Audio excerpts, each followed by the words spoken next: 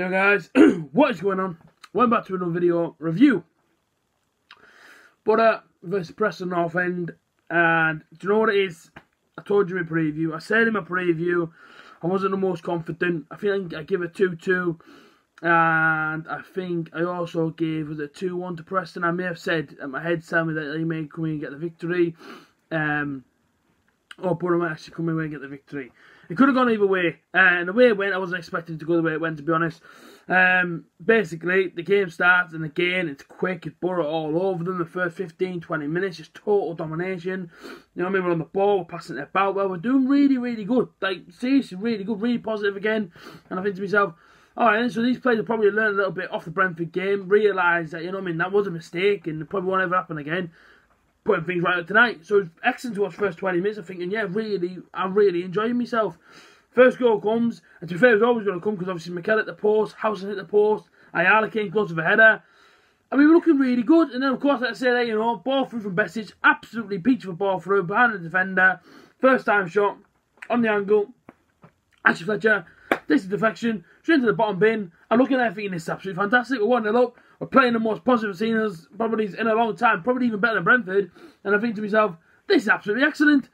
Maybe there actually has been a change. Maybe we're actually changing things. Maybe we're actually going to a different level. Second half starts and boom. Come back down to reality. Come off cloud 9. Come on. Come off cloud 9. Come back to us. No. Come back to us. That was only a little preview of what we can do. Second half starts. Seemed like a totally different team turning up for Borough. There was no more of that intense passing, no more quick play. We've gone 1-0 up, and it looked like we dropped off again. It looked like we've gone 1-0 up, and it's alright, lads, just try and hold the lead this time. That's what it looked like, and the way it planned out, well, it wasn't much different, was it, for real? We get a red card, right? Now, the red cards now, I've watched it back twice. In this modern day, yeah, okay, people might argue and say, sure, it's a red card. 10 years ago, it would have been a red card. But the fact of the matter is, whereabouts I'm sat at the time, which is behind the south stand, sort of left. So I'm watching the tackle in front of me there, but it's happening over here. So to anybody watching it from Ayala's point of view, if you're watching it on the camera, I'm actually over here. Now, from whereabouts I'm sat, player comes towards Ayala. He looks like he got the ball goes on, and the play continues for about 10 seconds, then he blows up, does that, gives a free kick. I'm thinking, right, okay, not so bad, it's only a free kick. Then pulls out his red card. Don't know the referee's name. I'm not interested in what the other referee's called. But his decision making last night, I'm looking at it thinking, was it worthy of a red card? Seriously though, was it worthy of a red card? It wasn't the last man for one.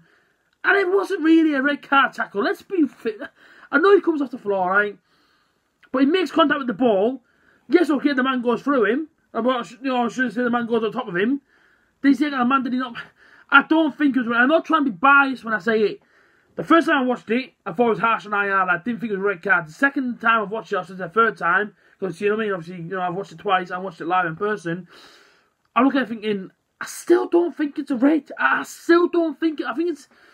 Don't get me wrong. You could discuss with maybe he's like an official and say was it a red card. You could go to one of them, but I don't think it was. I think to give a red card is a little bit harsh on Ayala. He's normally a liability, do you know what I mean? That's why I call my own man and say, look, sometimes I call him a liability, but last night it wasn't. Last night I thought it was a clean tackle. I thought he got the ball, which he did, and then obviously play continues. So for that point, when the play continues, the referee doesn't think that's a red card there and then. He doesn't even think it's a free kick. Unless his linesman has told him for his earpiece, take that back, that's a red card, then I don't honestly think that I would have gone off the pitch. Either way, the take the set piece, decent free kick, I'm not going to lie. Gallagher, you know all about him, you know all about his set pieces. You know what I mean? The guy is a master of free kicks. Edge of the box, they tease it off, boom around the wall, straight to the bottom corner. Their fans go ballistic, and I'm looking at it thinking, it's a bit harsh, that ref. It's a little bit harsh on that ref. It really was harsh. I mean, for an hour until they scored, I thought Borough were doing alright, don't get wrong. Okay, they had a bit of pressure coming towards us, Preston, but they weren't hurting us to an extent. As soon as he gives that free kick, as soon as he puts it back in the net, goes 1-1, then we switch off. I don't know what happened in the Borough camp. I don't know what Pulis has said to him. I don't have a clue. First substitution he makes is he takes off my boy Ashley Fletcher. He goes off, Dale Fry comes on. Right, okay.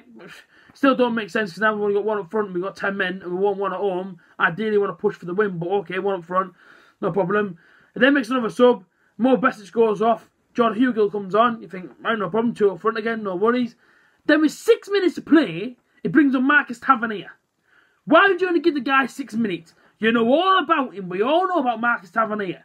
The pace, the skill, the flair, things he can do with football. But you give him 6 minutes to try and get on the pitch and try and get that winner. Ridiculous. Ridiculous move. Why didn't he come on? Why did you just make a triple substitution? Why did you bring on Hugill, Fry, Tavernier all at once? Why did you have to put it in sections? I don't get that. Because Preston go and make a change, right? They bring on a striker. He comes on. 5 minutes later, bang, he puts in the back of the net and the 2-1 up. The second goal as well, I've got to say, the defender is, schoolboy. It's schoolboy defending to that second goal. It's absolutely ridiculous. The cross comes in, the ball goes up in the air, and they're like this. The linesman. He ain't going to give offside. Go with the man. 2 Preston players run onto it. Sorry, my throat's really sore. 2 Preston players run onto it. Header it past Randolph, and he's there looking at his back line saying, where the hell were you? How on earth can I do it on my own? You could argue, and Randolph maybe should have clapped that lad and got the ball. Yes, to an extent, yes, okay. But why does no Borough player follow him? The full of the box is packed with Borough players. I think we only have 1 player stood on the halfway line, if there even was one. The whole of the Borough team's in the box, and not one man can go to a single Preston player to get that ball out of the air. They score 2-1. They then sit back. It was always going to be the plan that if they took the lead at any point in this game, they were always going to sit back, whether it be the first minute or the 90th minute or whatever. They were always going to sit back. That was always going to be the game plan. They did that. They executed it. Full-time whistle blows. We've been beat 2-1. Second game in a row, and both times at home. Nice one. Nice one, but a nice one. It's just, I don't get it. I just don't get it. And I've said it all season long, and I said it in my preview, inconsistency is going to be our biggest downfall come May, come Rotherham away, and it's happening. I told everyone at the start of the season, inconsistency is going to cost us. Nah, I don't think so. Sorry, but I did tell everyone. I did try, you know what I mean? I'm not trying to sound like, oh, look at everyone listening to me, but I did tell everyone, inconsistency is going to be our biggest downfall, and that's exactly what happened. I don't want to be proved right. At any point, I do not want to be proved right for the things I say. Like that.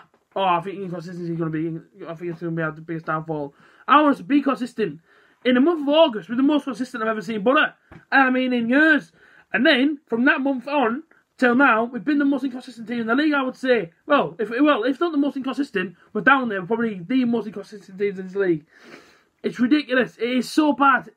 The boos were back last night. People are going back at Pewers, and I don't think you can blame Pewers for last night. I think Saturday against Brentford, yes, okay, fair play, and I think he knew that he had to take some of the blame for that one. Last night, no. Last night, no chance. No chance. I don't think you can blame Pewers for last night. People around me were shouting at him. I finally turned around saying, look, man, you can't go with the guy tonight. He made the substitutions, and that's the only thing you can maybe argue on is why did he leave it in sections? Why did he not make them all together? But for what happened on the pitch, you blame the referee. I blame the referee for the sending off. I blame for the free kick that never was. But for the red card, that to an extent, okay, yeah, maybe it could have been, but maybe it couldn't have been. And then, of course, second goal, I blame the players because no one went with the man. And then I give up the fight. There was no fight determination. As soon as they go 1-1, that's it. We didn't put a foot in on the edge of the box. But you had Daniel Johnson running like Messi in the middle of our box, just passing to everybody he wanted. We gave up our fight. There was no determination. There was no fight for this. And that's the only thing that gets our back up, that nobody fought for this. There was nothing. They scored the second one, and it was still dead, lethargic, nothing happening, nobody wanted to put a foot in, nobody's really trying to create a chance. Ridiculous football, and I won't accept it. I won't have it anymore. It's driving me insane. We're so inconsistent, it's absolutely mad. It is so bad at the minute. And the fact that we have to come out of them games, and people are saying to me, oh, don't worry though, because Borough's still 5th. I get we're still 5th. I understand we're still 5th. But we can't keep saying it. Because if we keep playing the way we're playing, we won't be 5th much longer. We'll be mid-table. And that's the realisation of it. You know what I mean? Last season, I got carried away and said, oh, you know what Borough going to do that. This season, I can't. This season, I can't be that person. I can't be the person that's the most positive person when he comes out of the stadium. I'm seeing how it is. I'm watching how it is. And at the minute, it's dire. Let's be real. Wigan was bad. Brentford was bad. Last night was bad. That's 3 games where we've just been inconsistent. Wigan, we could have won the game. I had 2 chances. Brentford, switch off. Last night, switch off. Didn't want it as much as what they wanted it. How bad do we want to go up, CC? Because those fans want to go up. Those fans want to see us go out to the Premier League. How bad do these players want to go up? I won't accept it no more. I can't accept the fact that last season, Borough went for playoffs, fair play. This season we expected something different and we have to accept the fact that we're still in the playoffs. No way. I ain't accepting it no more. I'm sick of it. I'm sick of watching it. I'm sick of watching the dead football. The thing of whenever the other team scores, we don't give it, you know what I mean? As soon as they score, Borough don't give it enough. I'm sick of watching that. I can't watch it no more. It's doing me in. It's driving me insane. I want to see fight until the 90th minute plus. I want to see us go all the way with the team. I want to really see us give it a go. And we are seeing it. It's driving me mental. It really does frustrate me. Things have to change. And I look at it now and I think, when the hell is our next win going to come from? Aston Villa on Saturday came from behind last night to win 3-1. Norwich after the international break. Bristol City. Swansea. Come on, let's be real. Aston Villa on Saturday. The Derby 4-0. Derby didn't even lose last night. Derby been in okay form. Look at our form. I fear for Saturday and I fear for Norwich coming down here. I really do. Things have to change and quick. Purely, you've got to change something, mate, because your tactics at the minute aren't working. You know what I mean? And like I say, in the last 2 home games, both ended in defeat. It could have been 6 points. It should have been 6 points and they weren't. Things have to change ASAP. It's driving me insane. I'm sure Borough fans are getting annoyed as well. For the hard-earned Borough fan that pays week in, week out to go and watch a Borough, they can't tell me that they're enjoying it at the minute. I say, you know, things have got to change. On to Saturday now, Aston Villa. I hope Borough can get something from that game. I really, really do. As always, like, comment, share and subscribe. And I'll catch you guys again soon. On the Borough.